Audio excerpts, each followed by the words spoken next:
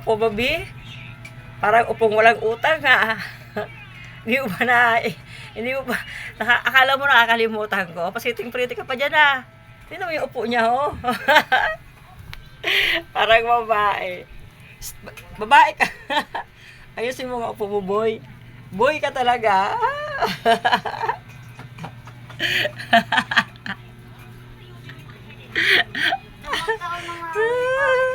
Hanip na upo niya yan, oh.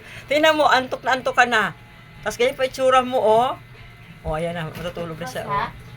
Oh. Naantok na yan. Ayan. Umayos na siya ng upo. Oh. Ayos, ah. Parang wala lang, bali wala lang, ah. Bingi-bingihan. Bingi-bingihan ang peg. Mag-airplay mo dyan.